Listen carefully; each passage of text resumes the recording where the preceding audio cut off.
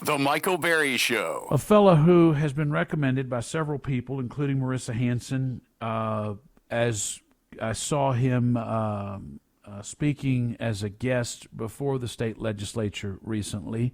His website is Hometown Hero. He is described as, I think, a hemp activist. Lukas, welcome to the program. Thank you for having me, sir. I'm a huge fan, and a big shout-out to Marissa for setting us up. She's been telling me for a while we should chat, so thank you for taking the time for us. Well, I don't want to ruin your fandom, but I need to know why you've spelled Lukas with a K. My mom named me after Cool Hand Luke, old school movie. A lot of the younger kids might not remember it, but one of my favorite movies. You're too young to know who Cool Hand Luke is. How old are you? 44, sir. Oh, okay. I'm old enough to call you a kid. That's kind of exciting. So first of all, let's full disclosures. You don't come at this completely objectively like I do. See, I'm very pious and righteous. You don't come at this completely objectively. You are in the marijuana THC business. Hometown Hero looks to be, by the way, nice site. Whoever built that for you, it's a visually very pleasing site. So let's talk first about what you do and then your position on this. Yes, sir. I'm the CEO of Hometown Hero. We sell hemp-derived THC products. We were the very first company to sell this type of product in Texas in 2019 after HB 1325 legalized hemp within Texas. And just to give some context and backstory, this story is very, very fascinating, and there's some information that came out yesterday that makes this even more fascinating. And this is a story that I've been dealing with now since 2019 when hemp was legalized in Texas. So in 2019, House Bill 1325 passed. Senator Perry was one of the authors. He authored the bill that created this industry within Texas. And he is somebody that continuously uses his sort of religious beliefs. And I'm Christian, and I have very similar beliefs, but he uses his religious beliefs to attack us and to say things that are horrible about us. And I believe that he also uses that as sort of some of his predisposition around the hatred of these products. And so he's sort of got a little bit of egg on his face in the sense that he created this industry. And one of the times we got into it in one of the committee hearings, I congratulated him on creating an industry that literally created more than 50,000 jobs for Texans at a time when that is an amazing thing, an amazing accomplishment. And I've never seen a politician so upset and so angry that he created 50,000 jobs for Texans as that moment with that man and his reaction to that. And so he created this industry, literally. And so he now feels like it's under his purview to get rid of it. That's really, I believe, where the animosity comes from Senator Perry and why he is so actively trying to get rid of this. There are other players involved, and over the years this has evolved, and I can go deep into the story of how all this happened if you like. It's highly fascinating. Go. Okay, so 2019, HB 1325 passed and legalized hemp in Texas. When that happened, it created this giant industry. Now, what the politicians will argue who created it, Senator Perry is one of them, they'll say that they didn't know that THC was in these products. That's incorrect, because I've seen memos. If you go back to the original memos around Senator Perry and even with some of the lieutenant governor stuff, they acknowledged that THC was in these products, but it was under the 0.3% Delta 9 on dry weight basis limit, and that comes from the 2018 Farm Bill.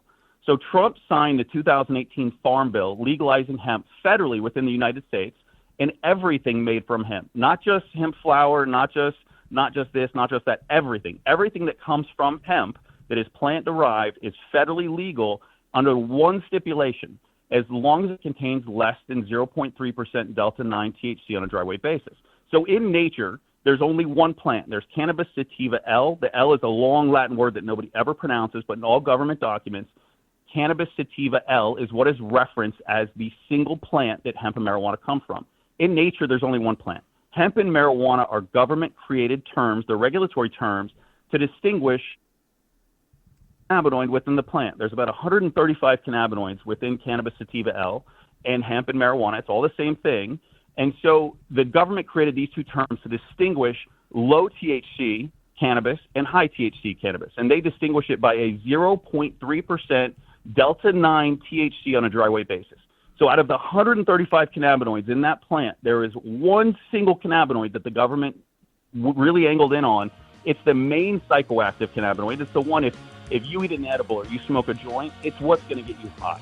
right? Hold on just a second. Louis Gilkey is our guest. His website is hometownhero.com. He was speaking before the House the last week over this whole THC madness. The Michael Berry Show. Lukas Gilkey is our guest. His website is hometownheroes.com. Is that right? I don't have it up right now. Hometownhero.com, singular. Hometownhero.com. I'm sorry. Why were you asked to speak before the legislature? So, like I was kind of alluding to with the sort of 2018, Trump signed the Farm Bill and legalized hemp. So this has been highly contentious within Texas. And so one of the really disheartening things about yesterday, speaking with the Senate committee, was that they completely ignored, as you were saying, they ignored all the relevant priorities. They didn't even, the first committee hearing was hemp and trying to make hemp illegal and trying to put people in jail for cannabis when, over 100 people just died from floods. That's insanity. And so it's really alludes to sort of the hypocrisy of the Senate that this is their number one priority. And you're talking about the information that came out yesterday around the lieutenant governor and sort of the issues of the lobbying and sort of how this is all being controlled. It really stems from that. So in Texas, we have a medical marijuana program called TCUP, Texas Compassionate Use Program. It's been around since roughly 2017. And the lieutenant governor has gotten his hands in that. And it sounds like, at least from what the article stated, and it's been pretty apparent throughout our fight that they are, through regulatory capture, they're trying to kill an $8 billion industry within Texas that has $4.3 billion in retail sales, the hemp industry. They're trying to kill it. They're trying to hand it to the medical marijuana group, which only has 3 licensed companies, by the way, and it's been almost 10 years. They have 3 licensed companies. And the people that are involved in those companies are set up to be billionaires. The only reason those people aren't billionaires is because of the hemp industry within Texas. Let's be clear about that. So I went yesterday to speak and draw attention to the hypocrisy of what they're trying to do and trying to get rid of us, especially when it comes to alcohol. You've got alcohol in Texas that causes, the CDC reports more than 10,000 deaths a year in Texas. Just Texas are attributed to excessive alcohol consumption, and hemp has caused 0 deaths. Cannabis in Texas has caused 0 deaths. And they're trying to outlaw this entire industry and hand it over to the medical marijuana groups, which are largely controlled by out-of-state MSOs, by the way, multiple multi-state operators. It's people that aren't even from Texas that control these companies. When we have a homegrown Texas hemp industry right here, right now, that supports more than 53,000 Texans with jobs. It is the most insane thing I have ever seen in my entire life in politics. And what you were alluding to was sort of who's controlling what and some of the lobbyists. It all makes sense now, and there's clarity around it. For a long time, we didn't have names of who to put where and who was doing what, but I think it's becoming pretty apparent now, and I'm very happy that you're talking about it. TexasScorecard.com, Michael Quinn Sullivan is the publisher there, has a piece this morning about Alan Blakemore's control of the state legislature. And I told Dan Patrick when he was running for lieutenant governor, I said, get away from Alan Blakemore. He will be the downfall of you and the Republican Party in Texas. And mark my words, he will be the Jeff Skilling. He will be the element that brings all of this. He'll be the Jeffrey Epstein. I'm not suggesting a sexual element, but he'll be the Jeffrey Epstein of all this. There will be people who will deny they ever knew him. He is as evil as it gets, and he has an absolute stranglehold because what he does is he's the consultant to the candidate and gets them elected, and then once they're elected, he's the lobbyist for the interests that want them to vote the way he wants. So you get people who just enjoy being an elected official, and Alan Blakemore take care of everything, and he is evil. And this guy, he is feathering his own nest. It is absolutely awful, and it is outside the interests of the base, and nobody wants to stand up to him. And now that he controls Dan Patrick, really nobody wants to stand up to him. But there will come a day, and I will do the I told you so dance, and I will do the dance, and I will remind everybody that I warned you. That demon has ruined everything. So, I'm sorry, did you say how you were chosen to speak before the legislature? It was simply a process where you show up and register. They didn't ask me to speak. I wasn't one of the requested sort of testifiers. They have their own set group that go up there and sort of spout a whole bunch of lies. They have a set group of people that go up there with rehearsed scripts. And this has been happening now since April of 2024, that they just have this same group of people go up every time and spout their lies to prove their agenda. And then just like yesterday, unanimously 10-0, despite all these people showing up from the industry telling them that this is insanity and what are they doing. Even if you go on social media and you look at Dan Patrick's post or somebody else's post online regarding what was Senate Bill 3 and now Senate Bill 5, the odds are 1,000 to 1. And what's crazy, you're alluding to it, it's Democrats and it's Republicans both saying that this person needs to be voted out of office. They're literally turning their own constituents against them with this. It's very harmful to Texas, and it's very dangerous. It's very dangerous, and it goes against, we spend so much time arguing over whether marijuana is dangerous or not, and relatively speaking, it's not. We spend so much time on all this nonsense, and what gets lost in the mix, and the Charles Perrys of the world don't understand this, the concept of freedom. Most people don't care about politics. They don't care about what gets those people's rocks off.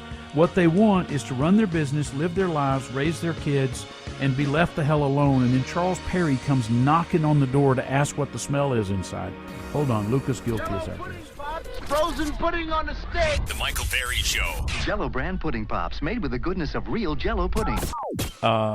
Crazy Train by Ozzy Osbourne, who the news broke yesterday has passed, was the walk-up song of what Houston Astro? Lukas Gilkey, where are you from? I'm kind of from all over, sir. I grew up in Florida, high school in Arizona, military in California. I was in the U.S. Coast Guard and Counter Narcotics Unit, so I'm kind of from all over the South. That's awesome. My brother was a SWAT officer and spent 2 years undercover and spent a lot of time making drug arrests. And he was the one who first told me that I was thinking about this issue incorrectly, and who told me that alcohol was 1,000 times more dangerous than marijuana, and that we needed to look at this differently, and kind of walking through that. But well, then you won't know the answer, but I will pose the question and give folks a moment to think about it for themselves. What famous Houston Astros walk-up song was Crazy Train by Ozzy Osbourne? Would you like to hazard a guess, Lukas?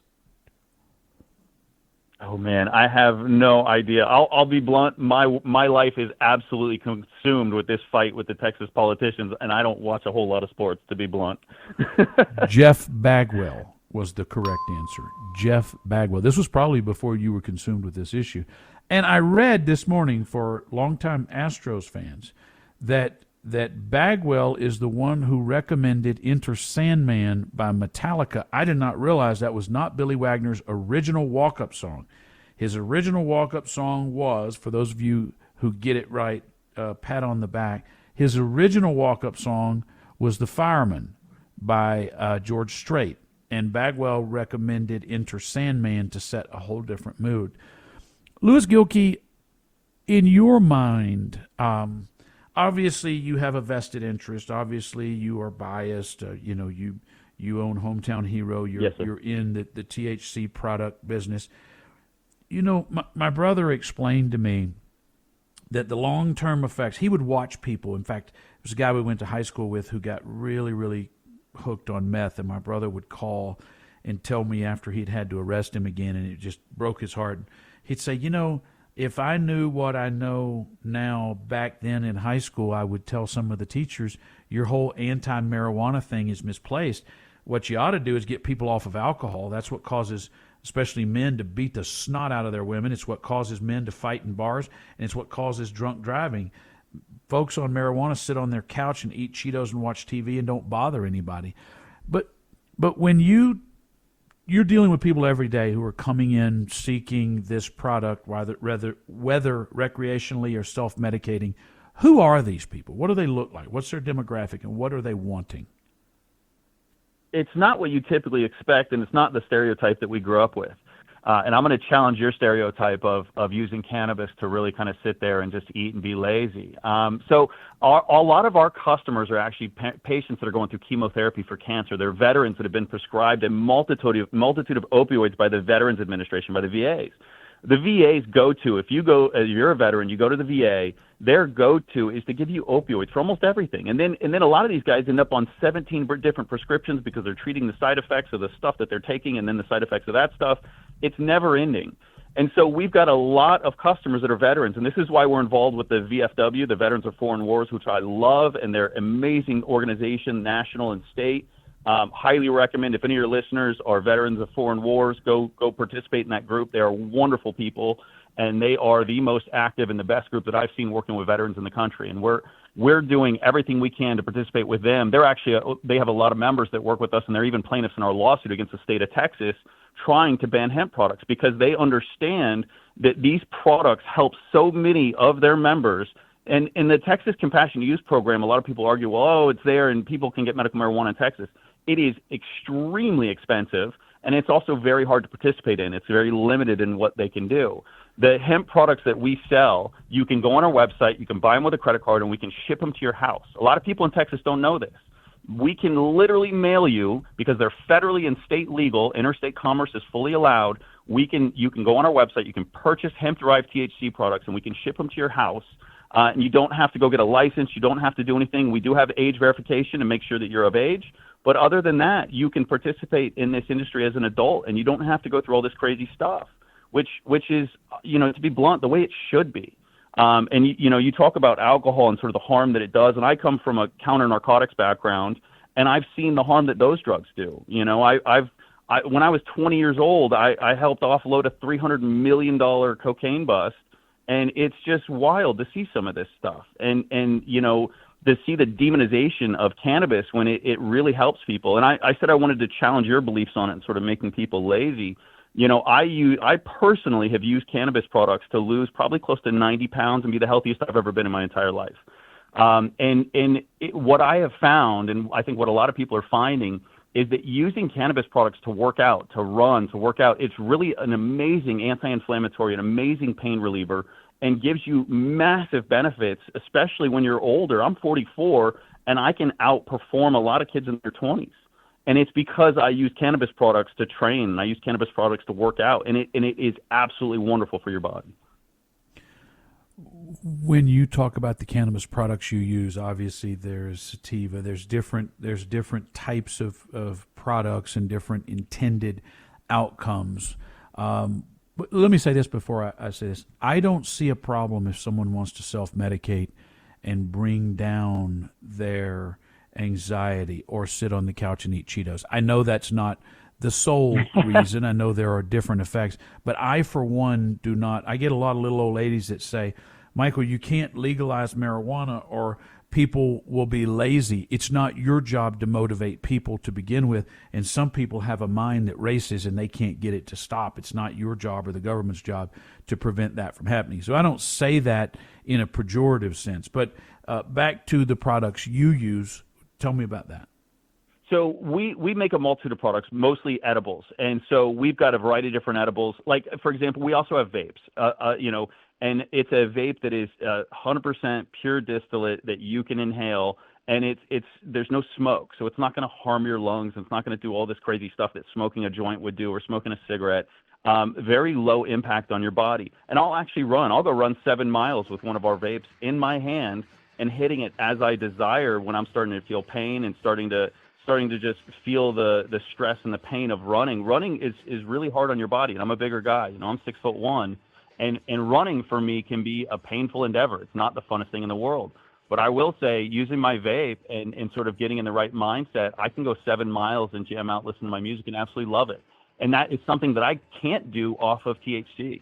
So I think for some people, it is an amazing benefit to working out and to being healthy. And there's a lot of people that are finding the benefits to it, not just in sort of the pain relief on the medical side with, veterans dealing with a variety of medical issues or even cancer patients going through chemotherapy. There's a lot of people that are using it to work out as well and really changing the stereotypes of what we all grew up with around cannabis.